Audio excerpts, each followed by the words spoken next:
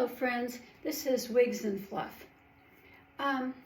Today I wanted to talk to you about the importance of choosing a really good wig from the internet or wherever you decide to buy it. I buy mine from the internet. I've had a couple of experiences with wig shops, and they generally tend to charge you a little bit more for your wig. And they deal in numbers where you can't really tell which wig it is. So I have gone to getting them off the internet, and I'll tell you, I had a terrible time yesterday when I was trying to figure out which wig I was going to order. I was looking at a John Renee wig, and I couldn't figure out the chart. I couldn't see well enough what it was, I'm talking about the color, what color it was that I was getting. It was very, very difficult. John Renee really needs to work on their color chart. I want to say that gently, but because they're a good company, they make good wigs, but their wig chart is a bit difficult to navigate. I was trying to find one that would be similar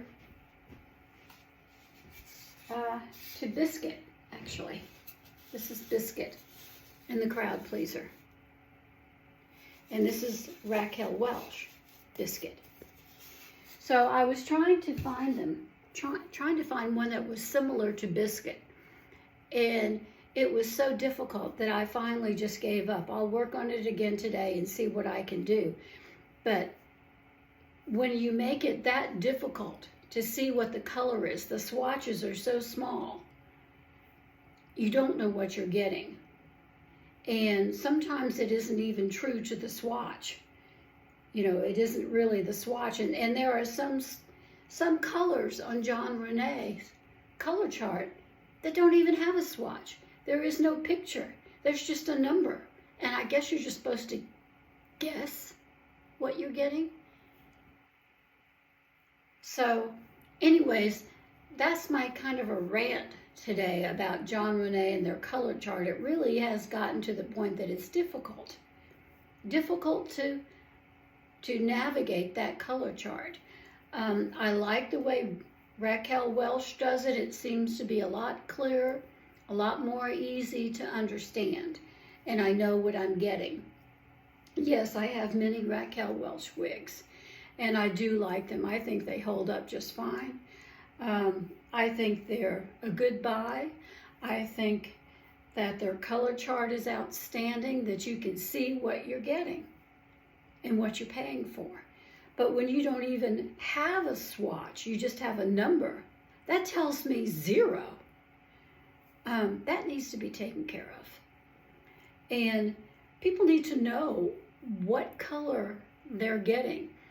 I've gone to several different places looking for a John Renee color chart that I could decipher. There was one that was so blurry, I couldn't even read the numbers. I couldn't even read the words. There was nothing. I couldn't do a single thing with it. Couldn't even order from that chart because I couldn't tell which one it was. So I've been discouraged with John Renee for a little bit. So anyways, that's my rant on John Renee and their color charts. They're a bit difficult.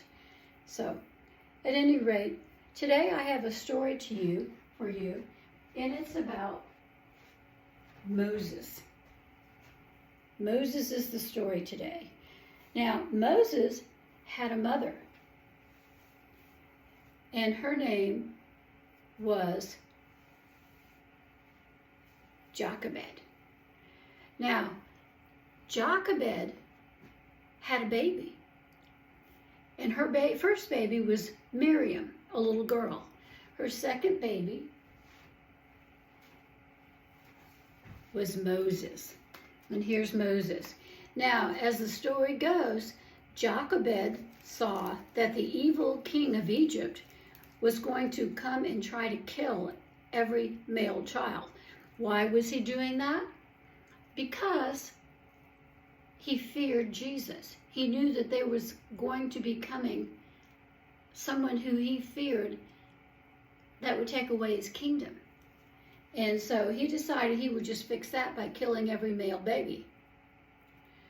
So Jochebed said, well, he's not going to kill my child. I'm going to do something about this. So she gets her basket, and she puts her little baby Moses in the basket, and she puts him on the river, and she tells her daughter Miriam, follow the baby. Don't let that baby out of your sight. I'm going to keep the king's guards busy while you take Moses and put him in the river and let him float down the stream. And that's what she did. And Miriam watched as he floated on the water and floated on the water and floated on the water. And pretty soon he came to the princess. And the baby came to rest right there on the shore, right in front of the princess. And the princess looked at that baby and said, oh my goodness, that is the cutest baby I've ever seen. And she wanted to keep it for her own. So she went to her dad, the king, and said, can I keep this child? I really would love to have it. And the king says, well, it must be an Israelite baby, but go ahead, you can keep it, because he would give his daughter anything. And so she took him and she raised him. But she needed a nurse. She needed someone to come and nurse the baby and to take care of it. And that's where Jochebed came in. Because she heard that there was a nurse, Jochebed, who was needing a baby to take care of, who was looking available for a baby. And so the king's daughter went to her and said, would you come and nurse this baby? And she said, sure, I will. So Jochebed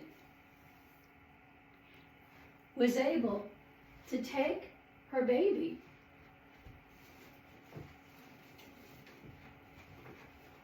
and she was able to nurse this child and to raise this child right there in the king's palace. As a matter of fact, she stayed so long in the palace that she was able to teach Moses right from wrong. She was able to watch him grow up, and she was able to save his life because God had a plan for this little baby. He had a plan, and Miriam, his sister, took care of him and made sure that he got where he was supposed to be. And that's the story of Moses and Jochebed, his mother, and Miriam, his sister, and how they took care of this child. And so that Moses would grow up knowing right from wrong, even though he was educated in the king's palace. He was a very well-educated man. He had all the benefits of what the king could offer. Plus he had his mother, Jochebed, taking care of him. So that's the story of the beginning of Moses. And what happens to him later is very interesting and very exciting. God had a plan for Moses. So that's the story for today. I hope you enjoyed it. And I hope you'll go over to my other channel, Barbara Wiley Art, and paint with me. We might be doing a new piece of art today. So I'll see you later, and I hope you enjoyed that story.